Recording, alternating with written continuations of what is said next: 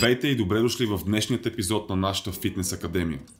За какво се сещате, когато чуете бета-каротин? Моркови, оранжев цвят или бронзов тен? Това е оцветител, който се намира в много плодове и зеленчуци и играе важна роля за здравето на тялото ни. В това видео ще научите какво е бета-каротинът, какви са ползите за здравето ни и откъде можете да си го набавите.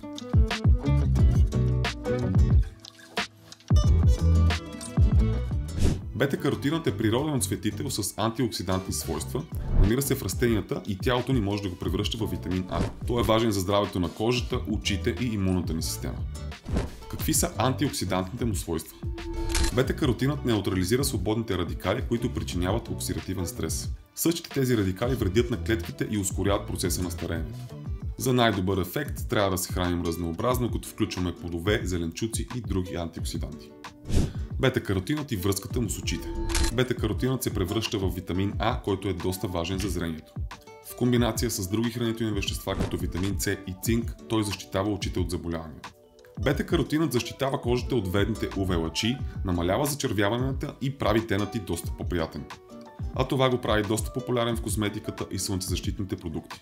Изследвания показват, че бета-каротинът може да помогне при превенция на сърдечно-съдови заболявания и рак, но се нуждаем от доста повече изследвания, за да имаме твърди доказателства за това. Може да си набавите бета-каротинът от моркови, кайсии, тиква и спанак, както и други плодове и зеленчуци, а животинските източници включват масло и яйчен жълтък. Това вещество, подобно на витамин А, е масно разтворимо. Това означава, че за да го усвоявате най-добре, трябва да се консумира с мазнини. Като например може да добавите зехтин в салатата си от спанак или натрошени ядки в настърганите моркови.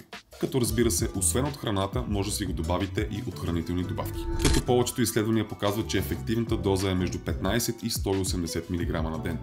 Като в летните месеци тази доза може да се увеличи за защита на кожата от слънцето.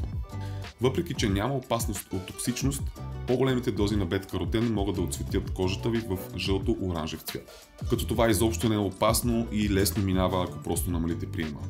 И това е всичко от днешният епизод на Fitness Academy. Ако видеото ви е било полезно, може да се абонирате за нашия канал, тъй като ще има доста други такива интересни видеа. А ти как си набавяш бета-каротин?